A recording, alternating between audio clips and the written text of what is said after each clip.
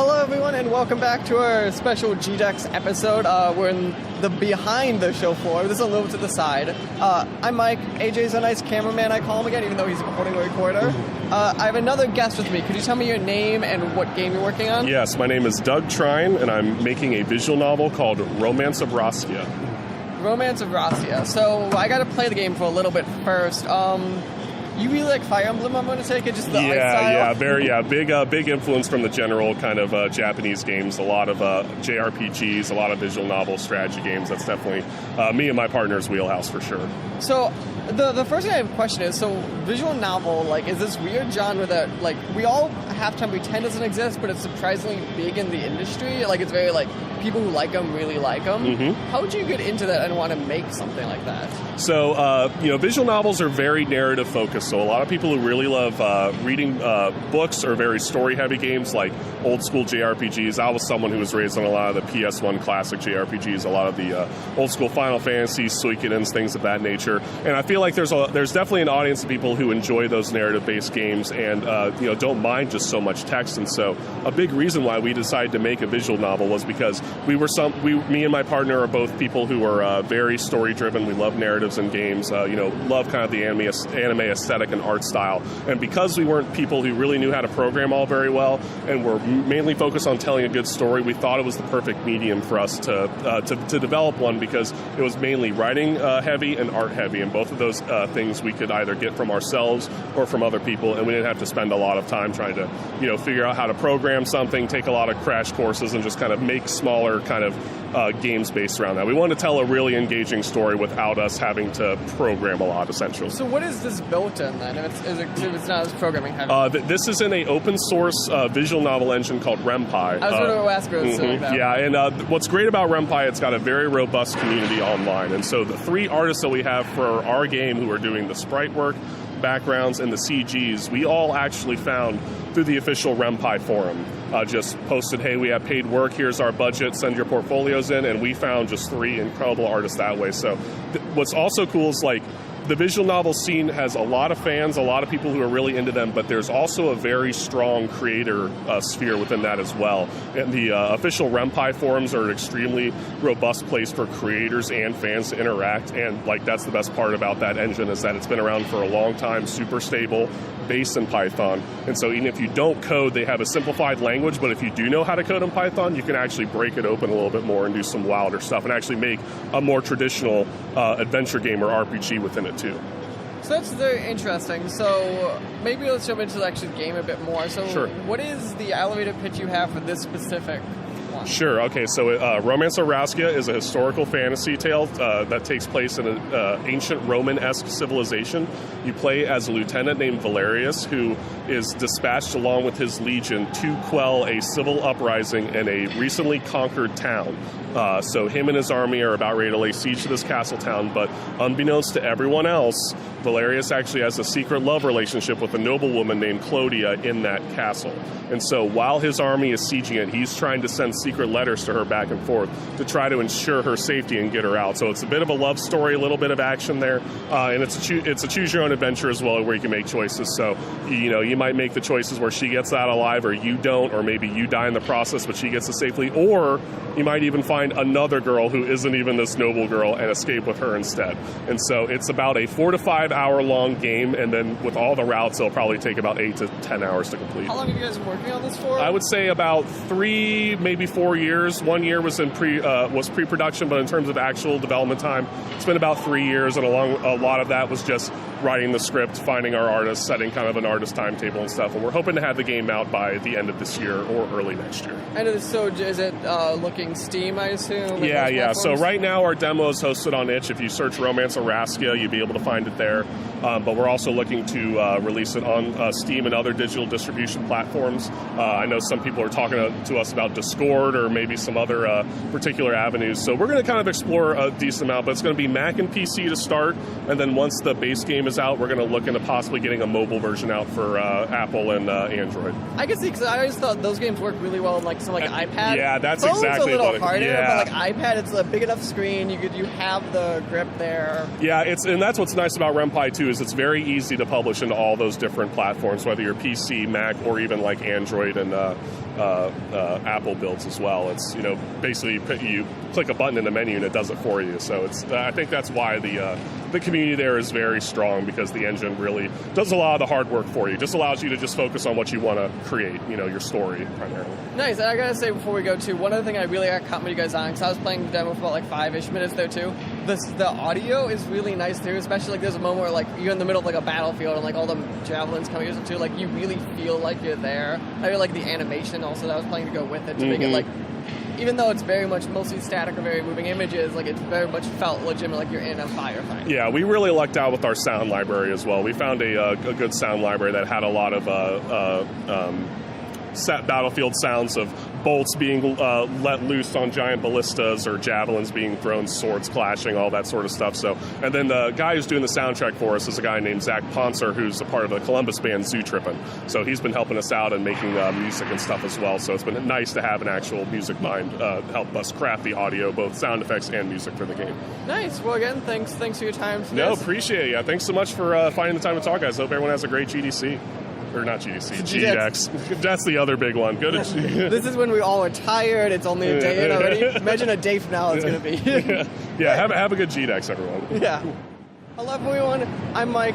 Here with me, we have AJ holding the microphone. It's fine. We're just going to pretend he's not with us today. We're here in the middle of the GDEX show floor. We're behind the GDEX show floor, I guess. And we have with me my first interview. Could you tell me the game you're working on? Who are you? Where you're from? All that fun stuff. Hi, yeah. So my name's Andrew Schwartz. I'm a designer and director on Fault and Fragment, and we're based out of Washington, D.C. So you came a nice journey from here. Yeah, it was a little bit of a drive, for sure. So is this like your first time you're showing off the game? You showed off a lot? We've done a few conventions. We started doing conventions this year. So we started with MagFest in January. We did a couple local conventions around the D.C. area and the Maryland area.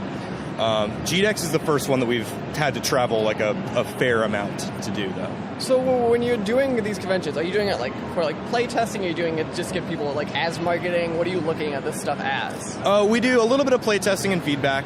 Marketing is, of course, obviously a pretty important thing. We actually just put out, we just launched our Steam wish list page. So, getting the word out at conventions is a really nice thing to do. We've done conventions for pitches as well. Okay. That sort of thing. So it's a little bit of just doing as much as humanly possible. Yeah, I mean, exactly. Like, conventions are just a really good opportunity to do, basically everything you get to do, everything you need to do as far as game dev is concerned, that's not just actually working on the game. But you're telling me there's more to a game than just building it in my basement and going, here it is, world. You do actually have to, talk to people. Yes, it's difficult. So let's go back onto the game then. So could you want to give, your elevator pitch to the game so I don't botch it? Sure. So we call Fault and Fragment a funeral Metroidvania. It's a 2D top-down action RPG. It's got very Metroidvania kind of level design. That's where that comes in. The game thematically is all about sort of taking a dying world and putting it to rest. So you do a lot of interacting with the ghosts of civilizations long past, and sort of interacting with a very post-apocalyptic medieval world, and sort of figuring out what it's all about. So let's see if I got that right. So you said it's a Metroidvania, but it's a 2D top-down action adventure? So we call it Metroidvania specifically in terms of how Metroidvanias are designed, level design-wise. And then I assume you go back to an area. Yeah, a lot of recursiveness. Yeah, a lot of kind of going back and sort of incrementally moving forward as you develop, as you get new abilities, basically. So that's sort of where we're looking at it from the Metroidvania angle. I mean, theoretically, there's no 2D side-scrolling platforming, right? But other than that, Metroidvania is really, as far as I see them, it's just a reward schedule and a level design. So it's kind of like how Batman we consider a Metroidvania, even though it's nothing like any of those games. Yeah, exactly. Because you go back to that same section. Yeah. So I'm curious then, how do you find, so you already mentioned a very thing that when you pitch to people, it has to be very fun to be it's this, and this. Yes. So how are you finding it sitting with people in the more maybe mainstream sense, that sense kind of, who are not super, super, super into everything? Sure. What I like to do is talk as little as possible when you're talking to kind of the public. Mm-hmm. Just let people kind of play the game.